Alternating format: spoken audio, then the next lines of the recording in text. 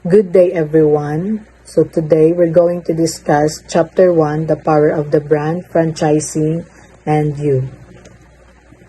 The birth of franchising. So franchising has a long history stretching back to ancient China. The crowns in Europe even used it to control their lands and to explore and conquer. So ang franchising ay may mahabang kasaysayan na nagsimula pa nung sinaunang China. Ginamit din ito ng mga king and queen sa Europe. So Benjamin Franklin was a renowned inventor and one of the founding fathers of the United States. Beyond his inventions like the lightning rod and bifocal glasses, he pioneered the first franchise system in America. So Benjamin Franklin was the first America franchisor. So hindi lang isang inventor, siya rin ang kauna-unahang nagpatayo ng hospital sa Amerika. So hindi lang yon, naimbento niya rin ang isang instrumentong pangmusika na tinatawag na harmonica na ginawa pa ng musika ni na Beethoven at Mozart. Siya rin ang nagtalaga ng first franchising system in America. On September 13, 1731, Franklin entered into partnership with Thomas Whitmarsh to establish a printing business in Charlestown, South Carolina. This agreement considered the first franchisee in American history. So 45 years bago naging bansa ang US, every September 13 ay mahalagang araw to sa mga entrepreneurs because ito yung first na franchise history na nangyari sa Amerika. Pumasok si Benjamin Franklin at Thomas Whitmarsh sa isang kasunduan na tinatawag nilang co-partnership for the carrying on of the business. So ang kasunduan ni na Franklin and Thomas ay nagbigay daan sa pagpapalawak ng negosyo ni Franklin sa iba pang mga kolonya bago ang revolusyon. So ang profit na galing sa franchise ay tumulong kay Franklin upang punduhan ang kanyang misyon sa France na naging mahalaga sa pagkuha ng suporta para sa kalayaan ng bansa. So what is franchise anyway? So franchise is a system for expanding a business and distributing goods and services and an opportunity to operate a business. So a franchise occurs when a business, the franchisor, licenses its trade name and its operating methods to a person or group, the franchisee, who agrees to operate according to the terms of a contract, the franchise agreement. So, franchise is a business or model owned by a franchisor. So, ang franchisor is the owner or may-ari ng business trade name or may karapatang magbigay ng pahintulot sa kumpanya upang magpatakbo ng kanilang business. So, ang franchisee naman ay isang individual or company na bumibili ng karapatan mula sa franchisor upang magpatakbo ng negosyo gamit ang brand name ng franchisor. So, example ng mga franchise business like sa mga fast food is yung Jollibee, McDo, Mang Inasal, Chowking, and etc. So, if ever na gusto mong magpatayo ng business na ready na yung business plan at wala ka nang problemahin, ay mas better na mag-franchise ka na lang. So, ang franchise agreement naman is a contract between a franchisor and franchisee. So, ang franchise agreement ay naglalaman ito ng franchise fee, royal fee, training and support upang magtagumpay ang franchisee sa kanilang business and of course, ang kanilang termination din. Like for example, ang nakalagay sa agreement is 3 years operation is dun lang mag-stop yung operation ng business mo. So the franchisor provides the franchisee with support and some cases exercises some control over the way the franchisee operates the brand. So the franchisee usually pays the franchisor an initial fee called a franchising fee and continuing fee known as royalty fee for the use of the trade name and operating methods. So, ang franchisee fee is the amount of money na ibinabayad ng franchisee sa franchisor para may legal rights sila magpatakbo ng business. So, ang royalty fees naman, isang porsyento ng kita na ibinayad ng franchisee sa franchisor bilang bahagi ng kita. So, the effect of franchising on modern business.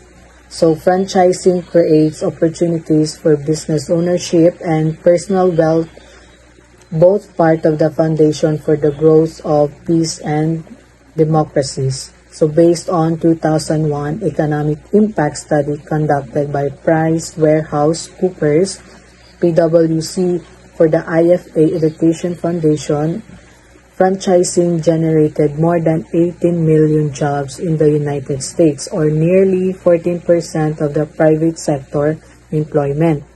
So franchising becoming an increasingly significant force in the overall U.S. economy.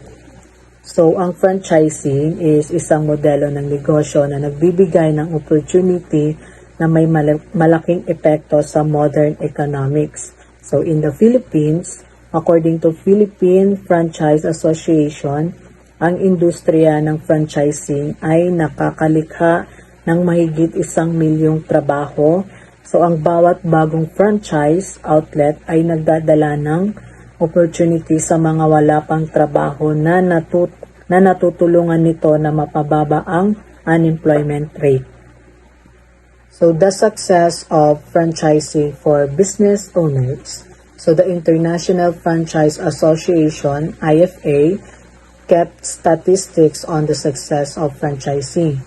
However, many of the studies that those widely published statistics were based on, including those claiming that franchises have a success rate of 95% versus a failure rate of 85% for a non-franchise startups in their first 5 years in business.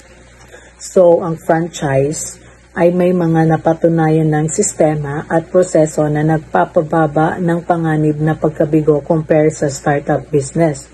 So, ang franchisor ay nagbibigay din ng komprehensibong suporta sa kanilang franchisee.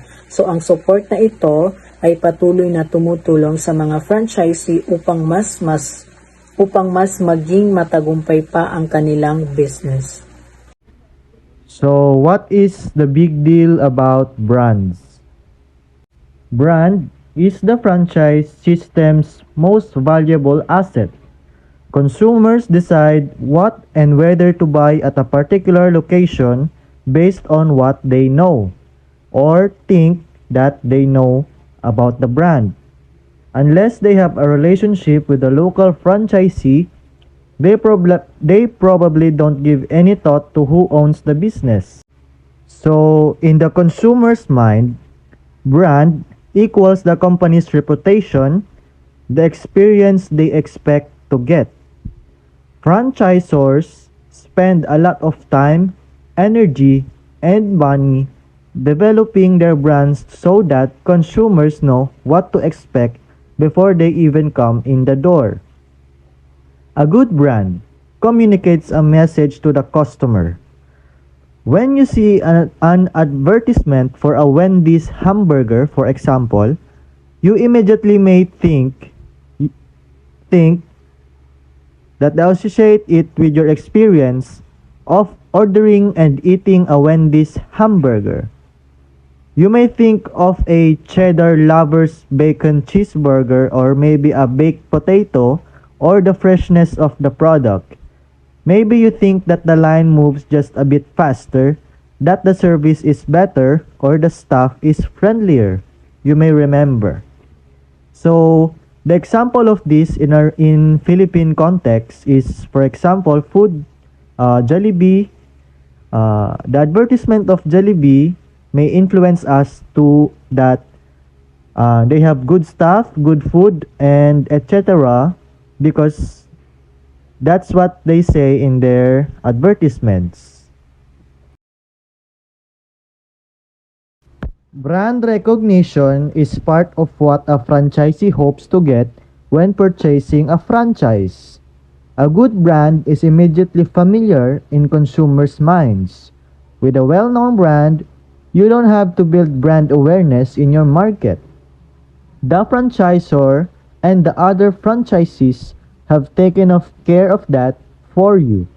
This is one of the major advantages of investing in a larger, well-established franchise system. Smaller systems with limited brand recognition can't deliver. So ongoing advertising and marketing programs help ensure that the brand remains strong and growing. And if the franchise system is successful in making the brand, means that something is positive to the customers. So that is success. So now let's proceed to the franchise siblings. Two types of the same blood. So there are two types of franchises. Number one is product distribution franchises and business format franchises. But now, we will tackle about product distribution franchising. So the most important part is the product the franchisor manufactures. In product distribution franchising, the most important is the product that the franchisor manufactures. In a product distribution franchise, the franchisee typically sells products that are manufactured by the franchisor. So, product distribution franchises look a lot like what are called supplier-to-dealer relationships, and they are. So, the difference between a product distribution franchise and a supplier-dealer is in the degree of the relationship. In a product distribution franchise, the franchisee may handle the franchisor's products on an exclusive or semi-exclusive basis as opposed to a supplier-to-dealer who may handle several products, even competing ones. With the growth in auto dealerships that sell multiple brands like Ford, Toyota, this distinction is getting just a bit clouded. The franchisee in a product distribution franchise, though, is closely associated with the company's brand name and receives more services from its franchisor than a dealer would from its supplier. So, in the business format franchisee, on the other hand, gets to use the parent company's trade name and logo just as the product distribution franchisee does. But more importantly, it gets the complete system for delivering the product or service and for doing business. It's this system that produces consistency, and consistency is a franchise's foundation for success. A business format franchise is the most common type of franchising arrangement. The franchisor provides the franchisee with standardized operating procedures, quality control, accounting systems, training, support, and even assistance with advertising campaigns. So the franchisee pays an initial franchise fee as well as ongoing royalties to access this system and reap the benefits. So this type of franchise is a ready-to-made business complete with branding, trademarks, and a proven system for running operations. All of those services are in addition to the right to use the franchisor's trademarks and sell their services or products. Essentially, with a business format franchise, the franchisor provides the franchisee with everything they need to hit the ground running. When you purchase a franchise, you will take on far less risks than a standard business owner would. Thanks to the success of this standardized approach to ensuring consistency and quality, franchises have a far lower failure rate than startups. So in practice, because this approach to franchising has proven so successful, most modern franchises are business format franchises. This includes household names like McDonald's, KFC, and Subway, Jollibee, and so forth and so forth. However, this format is not the only type of franchise out there. The roles and goals of franchisor and franchisee. A franchisor is the owner of a franchising company that grants a franchisee the right and to operate a business using the franchisor's brand and system. Meanwhile, the franchisee becomes the licensee running the day-to-day operation.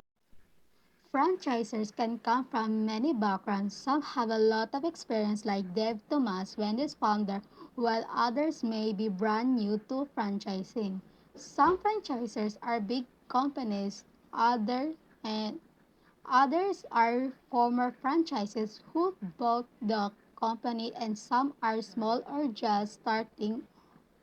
Example One of the example includes large groups like Yum, which owns KFC, Pizza Hut, and newer names like Firehouse Subs. A good franchisor gives franchises tools, training, and proven systems so they don't have to start from scratch. Since franchisors have already made and learned from mistakes, and franchises can avoid them. Franchises benefit from the franchisor experience, brand, and support. However, franchisors don't help out of kindness. They want the business to grow and be profitable. Franchises must run their local outlets well to help the whole system succeed. When you buy a franchise, you don't own the brand, just the rights to operate under it.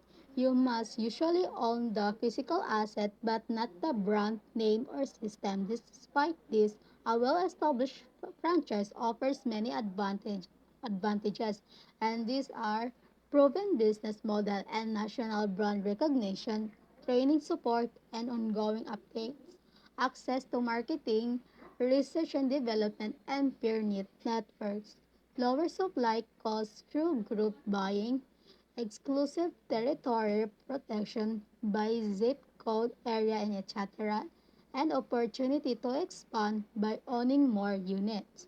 Aside from that, franchises often get exclusive rights to operate in a certain area. This helps avoid competition from the same brand nearby, but these rights may be temporary or performance based and overlapping territories but can still happen. The relationship between franchisors and franchisees is a key part of how franchise system work. This relationship is not the same in every system. It can vary depending on the business and even change over time and conditions shift. Recently, there's been a trend where franchisors and franchises share more decision-making responsibilities through often in limited ways. For example, Holiday Inn must get approval from its franchise association before making some changes. Sylvan Learning Center allows franchises to vet the marketing plans, and companies like Abyss and Subway involve franchises in marketing decisions. Now let's proceed. So the following are few examples of the terms franchises use to describe the relationship with their franchisor. Okay, so first is we have the franchisor as partner. A franchisor and franchisee are partners in a certain sense, although not legal one. They are partners in a certain sense as both of them contributes to the success of the business. Each have their roles in the relationship and the success of the relationship rests on their interdependence. So ano nga ba yung roles nila ng franchisor and the franchisee?